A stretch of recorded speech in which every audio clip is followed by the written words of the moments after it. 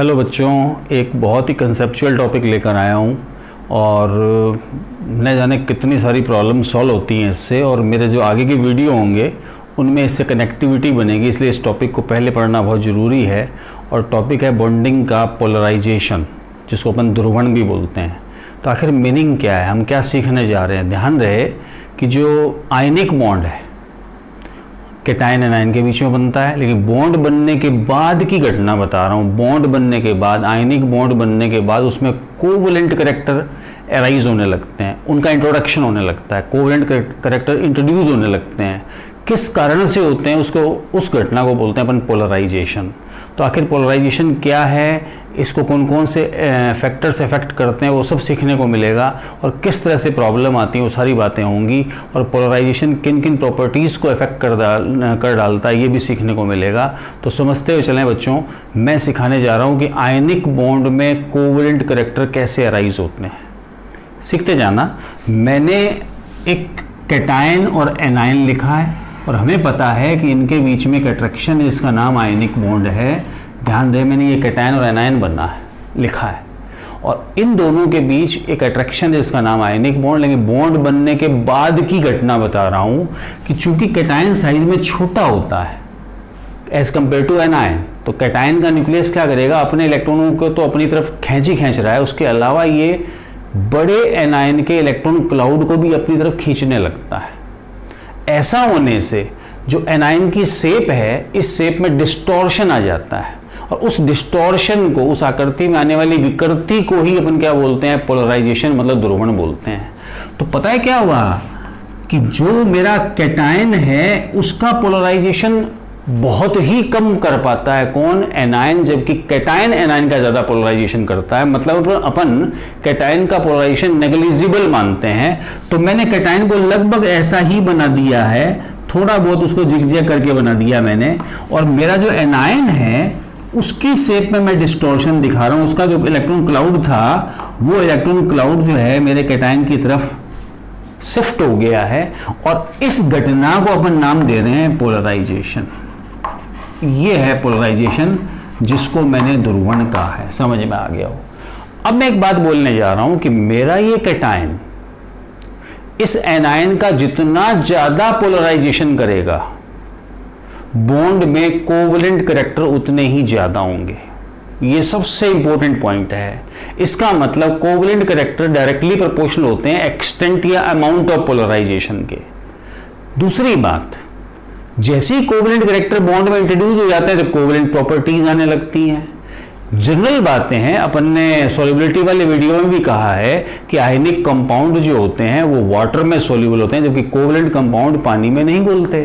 तो जैसे ही किसी आयनिक कंपाउंड में कोवलेंट करैक्टर आने लगेगा, मतलब उसकी सॉल्युबिलिटी डिक्रीज होने लगेगी, लेकिन ऑर्गेनिक सॉल्वेंट में सॉल्युबिलिटी इंक्रीज होने लगेगी। जनरल पॉइंट अपन क्या बोलते हैं कि आयनिक कंपाउंड के एमपीवीपी हाई होते हैं, कोवलेंट कंपाउंड के मेल्टिंग पॉइंट और बॉइलिंग पॉइंट लो होते हैं। लेकिन जैसे ही आयनिक बॉन्ड में कोवलेंट करैक्टर आने लगेंगे, हम कहेंगे मेल्टिंग पॉइंट भी डिक्रीज होने लग गया। मतलब इतनी सारी प्रॉपर्टीज जो हैं इफेक्ट होती हैं पोलराइजेशन से।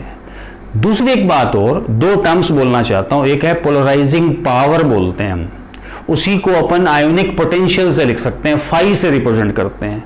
और एक टर्म है मेरी पोलराइजेबिलिटी। तो ध्यान रहे, कैटायन द्वारा एनायन का जो ये पोलराइजेशन किया गया, इस पावर को कैटायन की पोलराइजिंग पावर बोला जाता है, और इसको अपन फाई से रिप्रेजेंट करते हैं, आयोनिक पोटेंशियल भी बोलते हैं। ध्यान रहे, पिछला वीडियो मेरा आयोनाइजेशन पोटेंशियल पे था, अब मैंने आयोनिक पोटेंशियल बोला है, फाई से रिप्रेजेंट करते हैं। क्या कहलाता है ये? चार्ज ऑन कैटायन,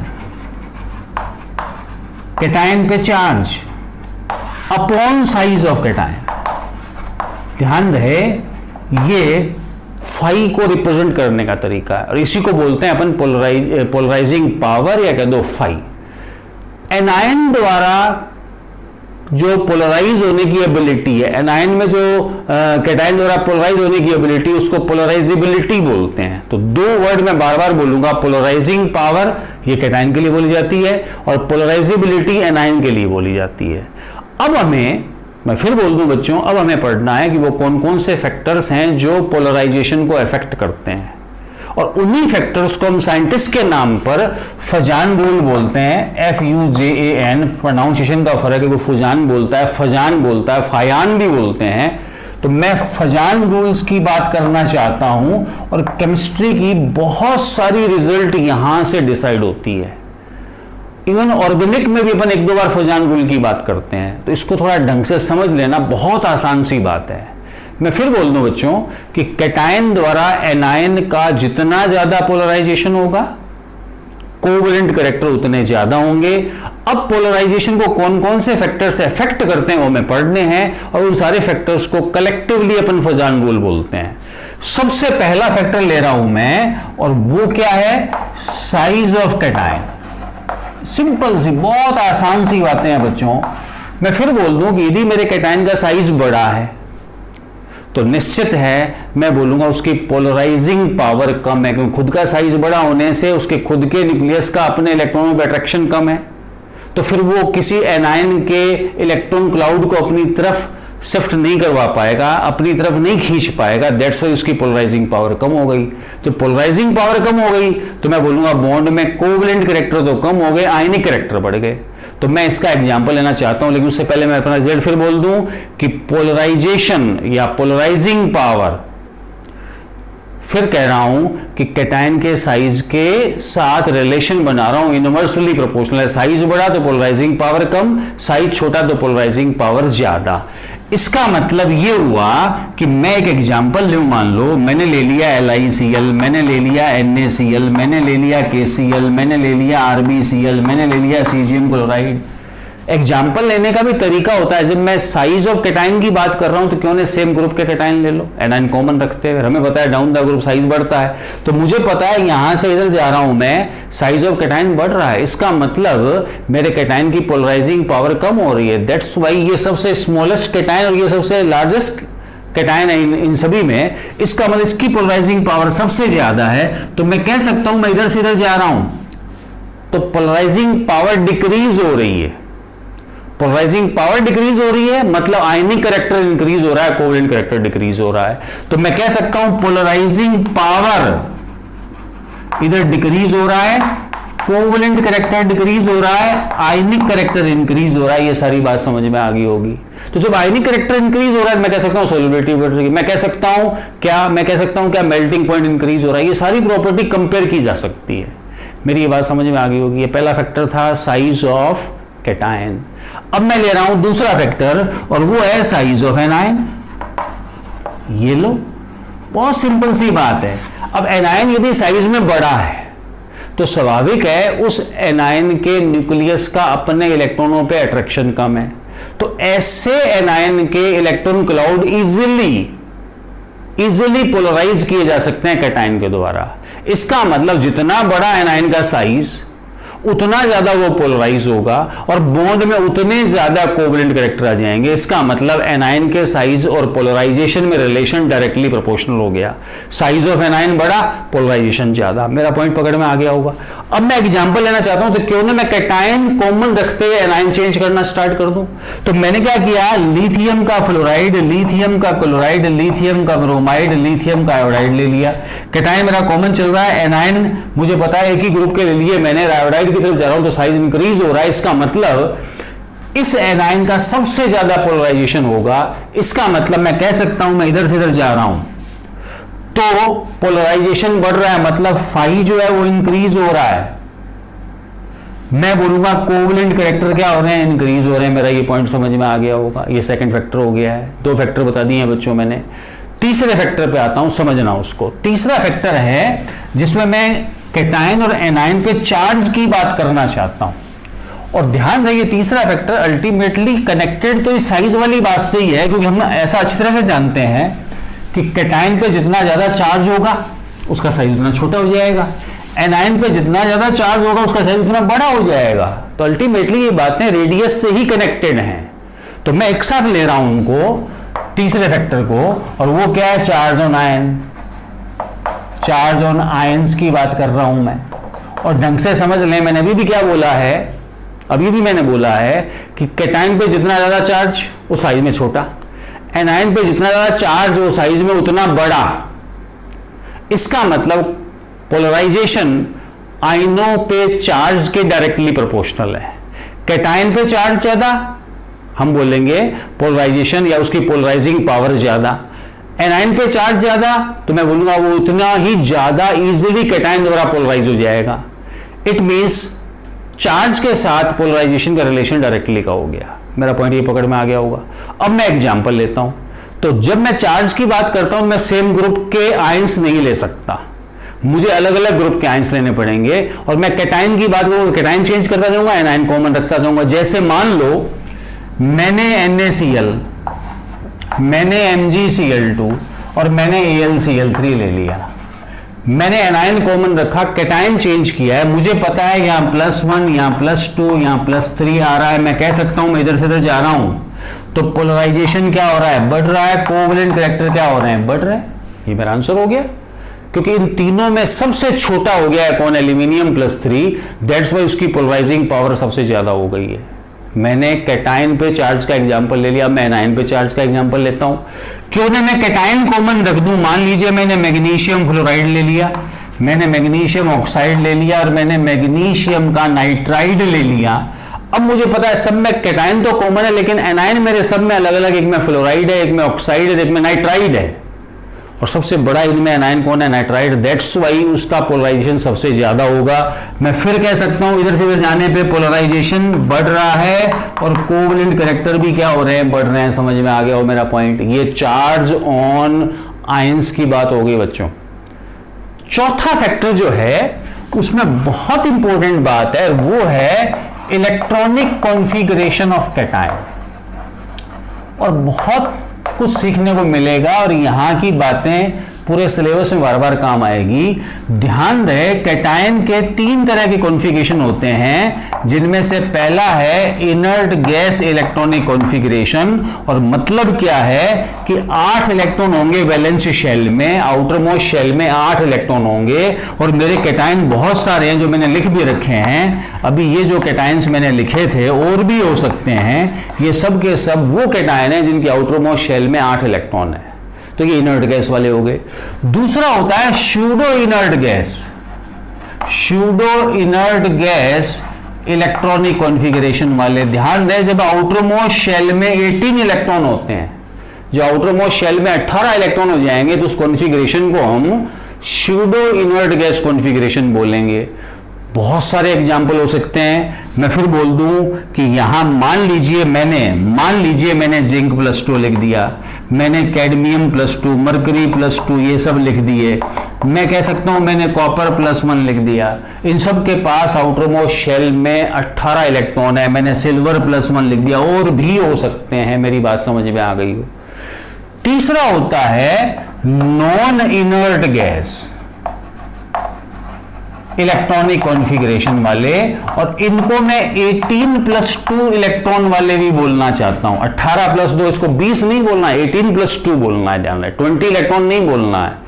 अलग अलग, एक आउटर शेल में 2 और उससे अंदर वाली में 18 है। ध्यान रहे, तो इसको नॉन इनर्ट गैस या 18+2 इलेक्ट्रॉन सिस्टम भी बोल सकते हैं। जैसे एक बात सीखो, मेरे इनर्ट पेयर इफेक्ट वाली वीडियो में मैंने समझाया था कि NH2 इलेक्ट्रॉन इजीली रिमूव नहीं होते जो 6th पीरियड के मेंबर हैं पी ब्लॉक में उनके। जैसे मैं कह सकता हूं कि मेरा थेलियम +1, याद करो थेलियम का आउटर कॉन्फ़िगरेशन 6s2 6p1 होता है। एक निकाल दिया 6p वाला, तो आउटर मोस्ट शेल में 6s2 बचा, लेकिन उसके अंदर वाले शेल में 18 इलेक्ट्रॉन है। ऐसे ही मेरा लेड +2, ऐसे ही मेरा बिस्मिथ +3, ऐसे ही मैं कह दूं मरकरी, सिर्फ मरकरी का एटम बोल रहा हूं, इसमें भी तो 18+2 इलेक्ट्रॉन है। आउटर मोस्ट शेल में 2 और उस अंदर वाली में 18 है। ये सब के सब मेंबर्स 18+2 वाले हैं या नॉन इनर्ट गैस वाले हैं। बच्चों बहुत इंपॉर्टेंट पॉइंट है। 3 तरह के कैटायन के कॉन्फ़िगरेशन हो सकते हैं। ध्यान रहे, inert gas, pseudo inert gas और नॉन इनर्ट गैस। अब एक जबरदस्त रिजल्ट बता रहा हूं। इन तीनों तरह के कॉन्फ़िगरेशन वाले कैटायनों में जो नॉन इनर्ट गैस कॉन्फ़िगरेशन वाला कैटायन है, उसकी पोलराइजिंग पावर ज्यादा होती है। ये बहुत इंपॉर्टेंट पॉइंट है। उससे कम होती है स्यूडो इनर्ट गैस वाले की, और सबसे कम होती है इनर्ट गैस वाले की। अब मुझे पता होना चाहिए कि जहां पोलराइजिंग पावर ज्यादा है वहां कोवैलेंट कैरेक्टर ज्यादा है। जैसे मान लीजिए मेरे सामने एक एग्जाम्पल आ गया कि मुझे NaCl और CuCl में कंपैरिजन मिल गया, मुझे इनमें करेक्टर डिसाइड करना है किसमें कोवलेंट करेक्टर ज्यादा है, या उल्टा बोलो किसमें आयनिक करेक्टर ज्यादा। तो मैंने क्या पाया कि कैटायन चेंज हुआ है, एनायन तो सेम पड़ा है, और मुझे पता है यहाँ Na+ है, और Na+ का मतलब 2 और 8, मतलब आउटरमोस्ट शेल में 8 इलेक्ट्रॉन है, इसका मतलब ये इनर्ट गैस वाला है। इसमें मैं बात करूं तो कॉपर जो है +1 है, और कॉपर +1 का मतलब कॉपर 3d10 4s1 होता है, तो +1 का मतलब 4s गायब हो गया, that's why 3s2 3p6 3d10, मतलब यहां आउटरमोस्ट शेल में 18 इलेक्ट्रॉन है। मैंने भी बोला है 3s2 3p6 3d10 आर्गन के बाद का कॉन्फ़िगरेशन बोल रहा हूं मैं, ध्यान रहे, मेरा पॉइंट पकड़ में आ गया हो। आर्गन यहां तक हो गया, उसके बाद 3d10 आ रहा है, इसके अंदर हम बोल सकते हैं आउटरमोस्ट शेल में 18 इलेक्ट्रॉन है, तो इसकी पोलराइजिंग पावर ज्यादा है। दैट्स वाई इन दोनों में से CuCl में ध्यान रहे आयनिक करेक्टर ज्यादा है। ऐसे ही मान लो मैं कंपैरिजन KCl और AgCl का कर लूं, वही चीजें हैं, 8 इलेक्ट्रॉन और 18 इलेक्ट्रॉन, मैं बोलूंगा AgCl में कोवलेंट करेक्टर ज्यादा हैं, क्योंकि उसमें मेरे आयन का कॉन्फ़िगरेशन सूडो इनर्ट गैस का है। अब बात आती है आखिर ये नॉन इनर्ट गैस वाला सबसे आगे कैसे आ जाता है, उसका लॉजिक, उसका कारण समझना। देखिए जो इनर्ट गैस वाले होते हैं ना, लॉजिक देखें, जो इनर्ट गैस वाले होते हैं उनमें आउटरमोस्ट शेल में S और P इलेक्ट्रॉन ही होता है केवल, क्योंकि तभी तो 8 होंगे, S में 2 और P में 6। तो इनर्ट गैस वालों के पास आउटरमोस्ट शेल में S और P ऑर्बिटल होती हैं। सूडो इनर्ट गैस वालों के पास S, P और D, देखो सामने पड़ा S, P और D है। और 18+2 वालों के पास पता है क्या होता है, 18+2 वालों के पास, मैं फिर बोल दूं कि आउटरमोस्ट शेल में तो S है, लेकिन उसके अंदर वाली शेल में क्या होता है, P, D और F, SP, DF, मतलब ये भी आ जाते हैं, मतलब D और F भी आ जाते हैं। और मुझे ये पता होना चाहिए कि इनका तो पेनिट्रेटिंग इफेक्ट, या नहीं बोलना चाहिए, शिल्डिंग इफेक्ट बोलना चाहिए, ज्यादा है, जबकि D आती शिल्डिंग इफेक्ट कम हो गया, F आती और कम हो गया, पूर्ण शिल्डिंग इफेक्ट हो गया। इसका मतलब इसके न्यूक्लियस का अपने इलेक्ट्रॉनों पे, लास्ट इलेक्ट्रॉनों पे अट्रैक्शन क्या है, ज्यादा है। तो ऐसा न्यूक्लियस किसी एनायन के इलेक्ट्रॉन क्लाउड को भी अपनी तरफ खींच सकता है। मेरा पॉइंट पकड़ में आ गया होगा। फिर बोल रहा हूं बच्चों, 18+2 वालों में पूर्ण शिल्डिंग इफेक्ट आ जाता है किसका, D और F ऑर्बिटल्स का। दैट्स वाई उसके न्यूक्लियस के पावर जो है, इलेक्ट्रॉनों को खींचने की जो पावर है, एनायन के क्लाउड को अपनी तरफ खींचने की जो पावर है वो बढ़ जाएगी, इसलिए उसकी पोलराइजिंग पावर हम सबसे ज्यादा मानते हैं। मेरा ये पॉइंट समझ में आ गया हो। ये 4 फैक्टर हैं जो फजान रूल कहलाते हैं, और जब भी कोवलेंट करेक्टर डिसाइड करने हो, इनमें से कोई एक फैक्टर से आपका आंसर निकलेगा। एक छोटा सा एग्जांपल अपन लेते हैं, एक बहुत अच्छा क्वेश्चन है जो पेपर में एज इट इज आ जाता है। मान लीजिए मुझे क्वेश्चन मिल गया ZnCl2, CdCl2 और HgCl2, और मुझे ये 3 फॉर्मूले देकर कोवलेंट करेक्टर का ऑर्डर पूछ लिया मान लो। फिर बोल रहा हूं बच्चों, एनायन कॉमन है, कैटायन अलग अलग हैं, और कैटायन भी सारे के सारे सूडो इनर्ट गैस वाले हैं। और डाउन द ग्रुप हमें पता है कि साइज क्या होता है, इंक्रीज होता है, तो पोलराइजिंग पावर डिक्रीज होनी चाहिए, लेकिन ऐसा नहीं है। ध्यान रहे, इनमें ZnCl2 से ज्यादा CdCl2 में और CdCl2 से ज्यादा HgCl2 में कोवलेंट करेक्टर है। बहुत इंपॉर्टेंट एग्जाम्पल है। पता है रीजन क्या है? कई बार बात कर चुका हूं, कई बार। ध्यान रहे, 3D 4D 5D सीरीज में मैं नीचे जाता हूं तो पहले साइज बढ़ता है, फिर साइज लगभग बराबर सा रहता है। ध्यान रहे, साइज बराबर रहते हैं, जिसके लिए रिस्पॉन्सिबल फैक्टर अपन ने लेंथेनाइड कॉन्ट्रैक्शन बता रखा है, और कॉन्ट्रैक्शन, लेंथेनाइड कॉन्ट्रैक्शन के कारण साइज तो लगभग सेम सा रह गया, लेकिन ENC जिसको अपन ने Z इफेक्टिव बोल रखा वो बढ़ गया, और Z इफेक्टिव बढ़ने से मैं बोलूंगा पोलराइजिंग पावर बढ़ गई। तो ध्यान दे, मरकरी +2 इन सब में, इन तीनों में उसकी पोलराइजिंग पावर सबसे ज्यादा है, due to high value of Z effective, मतलब ENC। मेरा ये पॉइंट समझ में आ गया होगा बच्चों, कि मेरे आगे आने वाले सारे वीडियो में मैं पोलराइजेशन यूज लेने वाला हूं। कोई भी इनऑर्गेनिक का बॉन्डिंग का वीडियो बनेगा, वहां पोलराइजेशन वर्ड आएगा, इसलिए मैंने इसका मीनिंग समझाया है। और एक लास्ट बात मैं और बोल दूं, ध्यान रहे, S ब्लॉक के कंपाउंड अपन बोलते हैं आयोनिक नेचर के होते हैं। एक्सेप्ट बेरिलियम के कंपाउंड, बेरिलियम के हैलाइड, चाहे बेरिलियम के फ्लोराइड, क्लोराइड, ब्रोमाइड, आयोडाइड है, वो ध्यान दें उनमें कोवलेंट करेक्टर है, क्योंकि एस ब्लॉक में सबसे छोटे साइज का कैटायन कौन है? अपना बेरिलियम +2, इसलिए उसकी पोलराइजिंग पावर बहुत ज्यादा है। मेरा पॉइंट समझ में आ गया होगा। इसके अलावा एल्यूमिनियम और मैग्नीशियम के, एल्यूमिनियम और मैग्नीशियम बोल रहा हूं, हालांकि एल्यूमिनियम पी ब्लॉक का है, जान रहे, एल्यूमिनियम और मैग्नीशियम के क्लोराइड, ब्रोमाइड और आयोडाइड में भी कोवलेंट करेक्टर आते हैं ड्यू टू पोलराइजेशन। तो कोई ऐसा बोले कि ऑल एस ब्लॉक कंपाउंड्स जो हैं आयनिक नेचर के हैं, तो थोड़ा सा स्टेटमेंट गलत है, ध्यान रहे। बेरिलियम और मैग्नीशियम के कुछ कंपाउंड कोवलेंट नेचर के बन जाते हैं, कोवलेंट नेचर आ जाती है उनमें, उसके पीछे लॉजिक कौन है? पोलराइजेशन। और अब मैं एक जबरदस्त बात बोल दूं कि जो अपन डायगोनल रिलेशनशिप बताते हैं लिथियम और मैग्नीशियम में, बेरिलियम और एल्यूमिनियम में, उसका रिस्पॉन्सिबल फैक्टर कौन है? फाई, मतलब आयोनिक पोटेंशियल, मतलब पोलराइजेशन। हम कहते हैं लिथियम और मैग्नीशियम की प्रॉपर्टी में सिमिलरिटी पाई जाती है, उसका लॉजिक है क्योंकि इनके लिए फाई की वैल्यू लगभग सेम है, और फाई की वैल्यू सेम होने से ये सेम एक्सटेंट में पोलराइजेशन करते हैं और सेम टाइप के बॉन्ड बनाते हैं। जब बॉन्ड सेम टाइप का बनेगा तो प्रॉपर्टी सेम ही आएगी। तो ध्यान रहे, पोलराइजेशन ने प्रूव कर दिया डायगोनल रिलेशनशिप को। ये सारी इंफॉर्मेशंस बहुत हेल्पफुल होंगी आगे आने वाले वीडियो के लिए, इस सब्जेक्ट के लिए। ध्यान रहे, पोलराइजेशन हमें बहुत अच्छी तरह से पता होना चाहिए, बहुत अच्छी तरह से आना चाहिए। आगे आने वाले हर कंसेप्ट में मैं इसको यूज लेने वाला हूं, इसको हमेशा के लिए दिमाग में सेव करें और इस पे प्रॉब्लम सॉल्व करें और नेक्स्ट वीडियो के लिए तैयार रहें।